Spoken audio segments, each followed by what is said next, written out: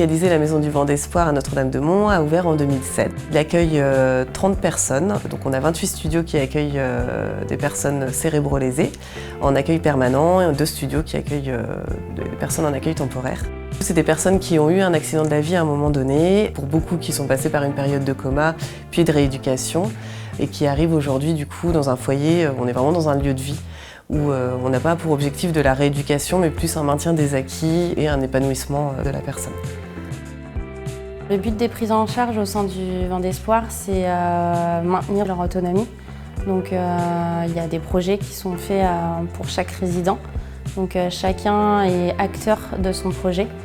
Certains ont pour projet de partir en autonomie, donc pour ça on les accompagne dans toute la vie quotidienne pour qu'ils puissent faire seuls, donc comme la cuisine, aller faire leurs courses, toutes ces petites choses-là, faire leur lessive aussi. Il va y avoir plusieurs équipes au Vent d'Espoir au quotidien. Donc il y a l'équipe d'hébergement qui va les accompagner au quotidien, qui va être plus sur les soins de nursing, les repas, les activités, tous les actes de la vie quotidienne qu'on peut retrouver.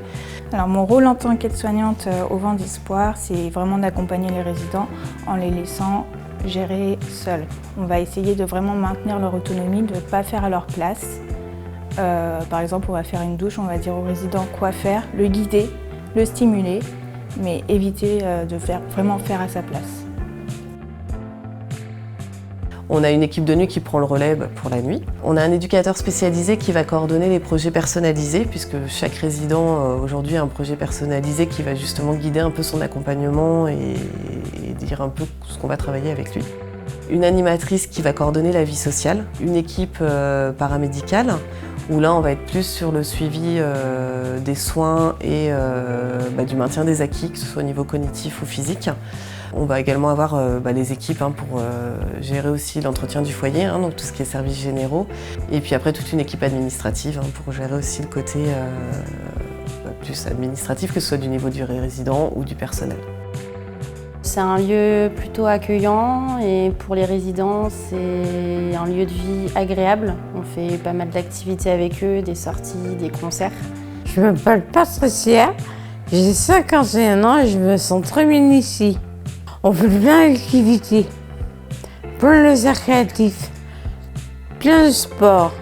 C'est des petites unités de 10 résidents, donc pour eux c'est agréable d'être en petit comité et pas dans une grande structure. Tous les jours, on essaye qu'il y ait une activité sur l'extérieur, puisque pour nous, c'est vraiment important qu'on puisse maintenir cette vie sociale et cette inclusion dans la société. Donc on est amené à faire des activités tous les après-midi avec les résidents. Et pareil, par exemple, on peut faire une activité bricolage. On va les accompagner, mais on ne fait pas à leur place. On leur explique vraiment le but de l'activité, pourquoi on fait ça. Il y a toujours un projet derrière. J'ai fait des tatouages quand j'étais au foyer. Celui-là, c'est le dernier. C'est les planètes. C'est un projet qu'on a monté. C'est vraiment une volonté aussi depuis quelques années, c'est de prendre en compte la parole du résident un maximum et malgré ses difficultés, parce qu'on sait que forcément avec les difficultés c'est pas simple. Aujourd'hui il est vraiment au cœur du projet et au centre du projet, donc sa parole est vraiment primordiale, tout en incluant forcément les séquelles, les difficultés et de travailler aussi en lien avec la famille.